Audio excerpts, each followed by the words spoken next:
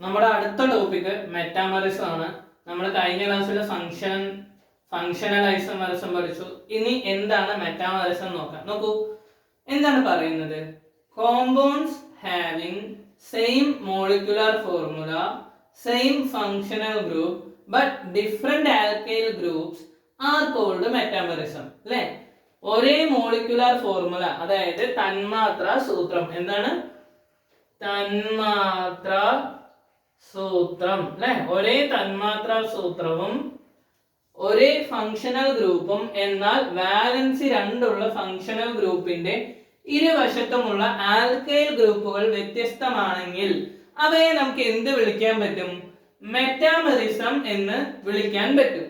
Okay, എന്താണ് സംഭവം? Simple ആയിട്ട് പറഞ്ഞുതരാം. നോക്ക്, നമുക്കൊരു കോമ്പൗണ്ട് അല്ലെങ്കിൽ ഒരു സംയുക്തം തന്നു. ഓക്കെ, എന്താണ് സംയുക്തം? നോക്ക്, ഇവിടെ ഒരു സംയുക്തം തന്നിട്ടുണ്ട്. CH3 CH2 OCH2 CH3. ഇവിടുത്തെ ഫങ്ഷണൽ ഗ്രൂപ്പ് ഏതാണ്? O അല്ലേ? O. നോക്ക്, ഇവരെന്താ പറയണെന്ന് അറിയോ? അതായത് ഫങ്ഷണൽ ഗ്രൂപ്പിന്റെ ഇപ്പുറത്തും ലെഫ്റ്റ് സൈഡിലും റൈറ്റ് സൈഡിലും ഉള്ള ബ്രാഞ്ചസ് അല്ലെ. നോക്ക്, നമ്മള് വേർഡ് റൂട്ട്സ് പഠിച്ചിട്ടില്ലേ? Suffix, eth, meth, prop, but എന്നൊക്കെ പറഞ്ഞിട്ട്.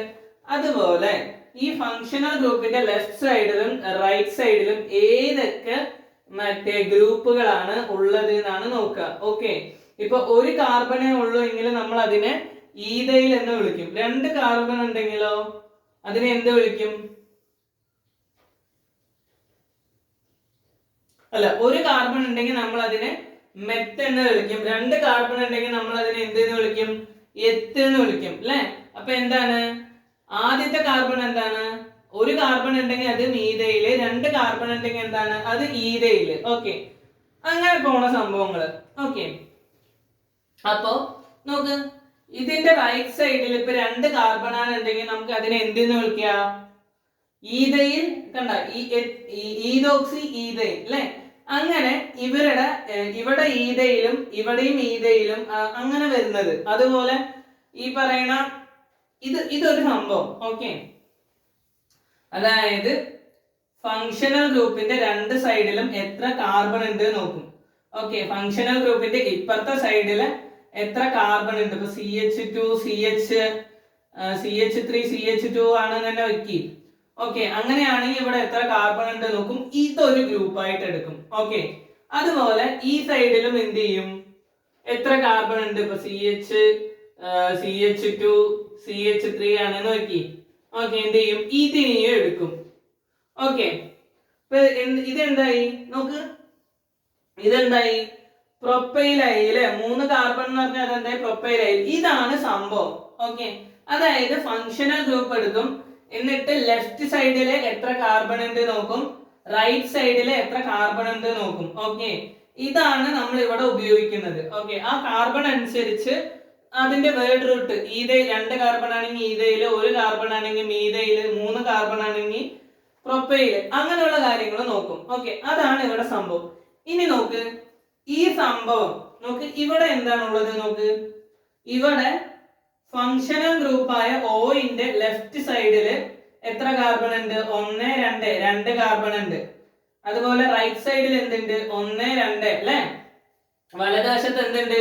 2 കാർബൺ ഉണ്ട്. ഇടതുവശത്ത് 2 കാർബൺ ഉണ്ട്. അപ്പൊ എന്താണ്? ഈഥൈൽ പ്ലസ് ഈഥൈൽ ആണിത്. എന്താണ്? ഈഥൈൽ പ്ലസ് ഈഥൈൽ ആണ്. നോക്ക്, അതിന്റെ തന്മാത്ര സൂത്രം ഒന്ന് തന്നെയാണ്. ഓക്കെ, മനസ്സിലായോ? തന്മാത്ര സൂത്രം ഒന്ന് തന്നെ ആയിരിക്കണം. ഓക്കെ, പിന്നെ എന്താണ് ഇത് അല്ലെ. അപ്പൊ ഇവിടെ 2 ഇവിടെ 2 ഇതേ തന്മാത്ര സൂത്രമുള്ള വേറൊരു സംയുക്തം, ഒരു കോമ്പൗണ്ട് ആണ് ഇത്. ഇവിടെ എന്താണ് നോക്ക്? മീഥോക്സി പ്രൊപ്പൈൻ എന്ന് പറയുന്നത്. കാരണം എന്താ? ഇവിടെ നോക്ക്, ഇതാണ് നമ്മുടെ ഫങ്ഷണൽ ഗ്രൂപ്പ്. ഇതിന്റെ അടുത്ത് ആരാ ഉള്ളത്?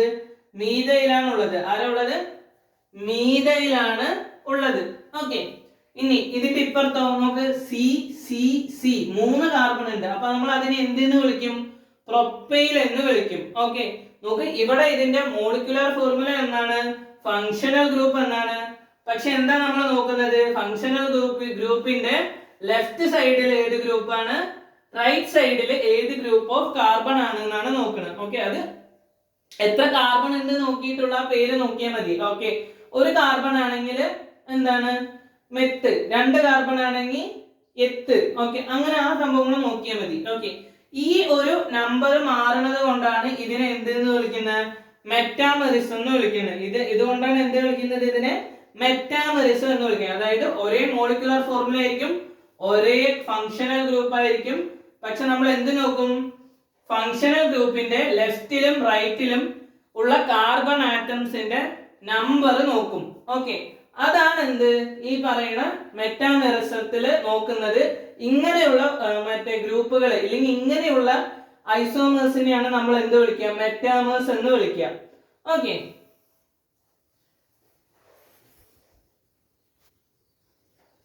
ഇനി വേറൊരു ഉദാഹരണം നോക്കാം. നോക്ക്, കീറ്റോണിലുള്ള മെറ്റാമെറിസം നോക്ക്, പെൻഡാൻ 3,1 അല്ലെ. എന്താണ് ഇതിൽ എന്താ വ്യത്യാസം വരുന്നത് നോക്ക്, നമ്മുടെ ഫങ്ഷണൽ ഗ്രൂപ്പ് അല്ലെ, നമ്മുടെ ഫങ്ഷണൽ ഗ്രൂപ്പ് ഏതാണ്, ഇത് നോക്ക്, ഇതാണ് നമ്മുടെ ഫങ്ഷണൽ ഗ്രൂപ്പ് വരുന്നത്. നോക്ക്, ആ ഫങ്ഷണൽ ഗ്രൂപ്പിൽ എന്തൊക്കെ ഉണ്ട് നോക്ക്, ഫങ്ഷണൽ ഗ്രൂപ്പിന്റെ ഇപ്പുറത്തും 2 കാർബൺ ഉണ്ട്, അതുപോലെ തന്നെ ഇപ്പുറത്തും എന്തുണ്ട്, 2 കാർബൺ ഉണ്ട് അല്ലെ. അപ്പൊ ഇതിനെ എന്തെന്ന് വിളിക്കുക അല്ലെ, 2C ഉണ്ട്, ഇപ്പുറത്ത് 2C ഉണ്ട് അല്ലെ.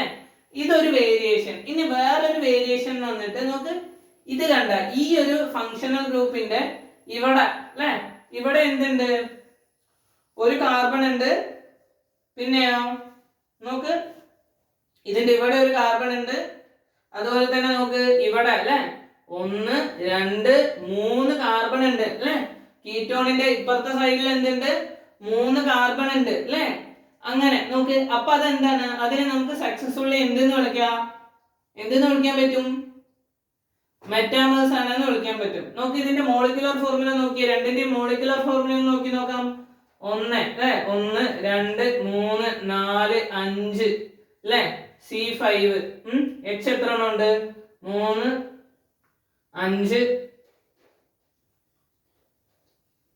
7 9 അല്ല 10, C5H10O അല്ലെ. ഇവിടെയോ 1 2 3 4 5 3 5 7 10. ഇതിന്റെ നോക്ക്, ഇതിന്റെ മോളിക്കുലർ ഫോർമുല എന്ത് തന്നെയാണ്, C5H10O തന്നെയാണ്.